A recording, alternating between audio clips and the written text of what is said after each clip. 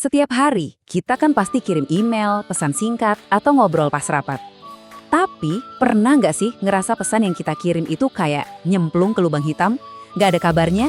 Atau malah salah ditangkap? Nah, di sini kita bakal bongkar rahasia supaya komunikasi kita itu benar-benar nyampe. Pernah kan ngerasa udah nulis email, udah hati-hati banget milih kata-katanya, tapi balasannya kok melenceng jauh? Rasanya kayak ngomong pakai bahasa yang beda ya? Tenang, kamu nggak sendirian kok, dan solusinya sebetulnya lebih simpel dari yang kita bayangin. Gimana kalau saya bilang, ada loh semacam checklist simple yang bisa mengubah pesan yang tadinya berantakan jadi jernih banget. Nah, ini dia kabar baiknya. Daftar itu beneran ada, dan kita bakal bahas tuntas sekarang juga. Oke, siap. Kita bakal bongkar senjata rahasia komunikasi yang dikenal dengan sebutan 7C.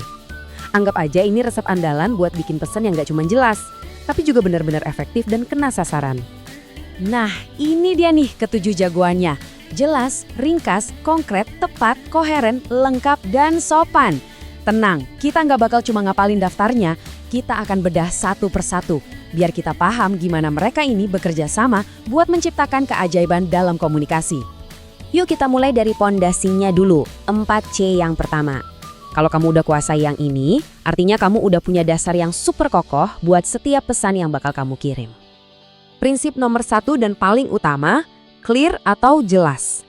Kenapa? Soalnya pesan yang gak jelas itu ya kayak peta yang burem, orang lain bakal nyasar sebelum mereka mulai jalan.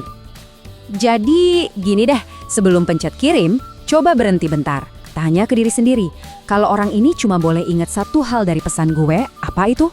Nah, jawaban dari pertanyaan itu harus jadi inti pesanmu. Fokus ke satu hal itu aja. Lanjut, yang kedua adalah concise atau ringkas. Ingat ya, di zaman serba cepat ini, perhatian orang itu mahal banget loh. Jadi hargai waktu mereka. Langsung ke intinya aja, gak usah muter-muter.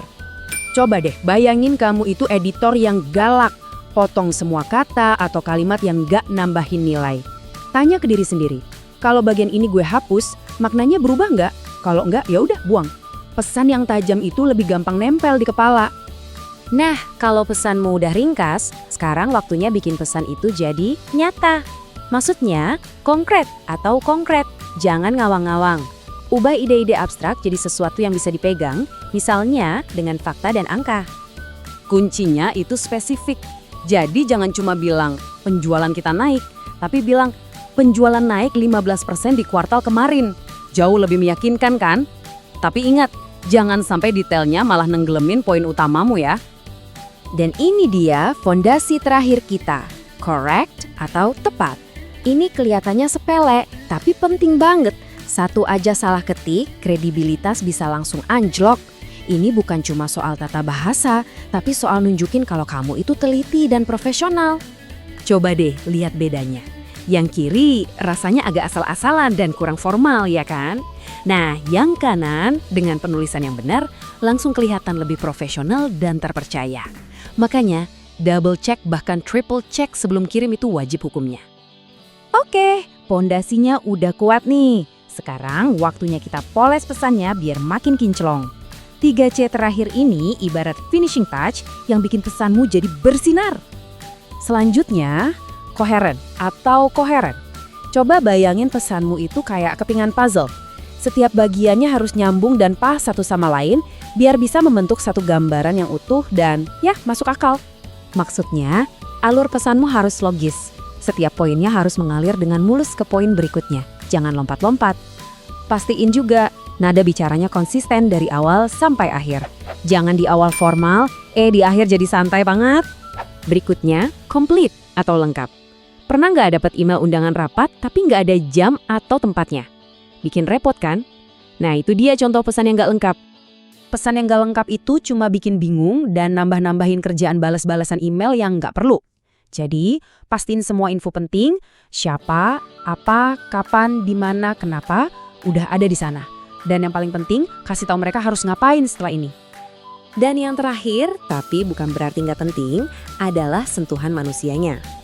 Courteous atau sopan. Soalnya pesan yang sama itu bisa terasa kayak perintah atau permintaan yang ramah. Tergantung banget sama nada yang kita pakai. Coba deh, sebelum kirim, Baca lagi pesanmu tapi dari kacamata mereka. Gimana rasanya?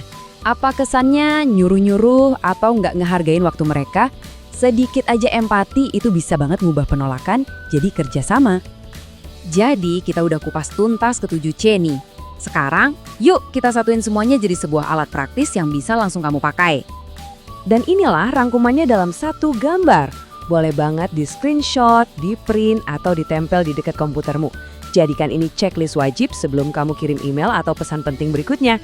Cek satu persatu dan rasakan sendiri perbedaannya. Nah, setelah kita bahas semuanya, coba deh renungkan sebentar. Dari 7C ini, kira-kira mana nih 1C yang kalau kamu perbaiki besok bakal ngasih dampak paling besar buat kerjaan atau kehidupanmu? Mulai aja dari sana, satu langkah kecil setiap hari.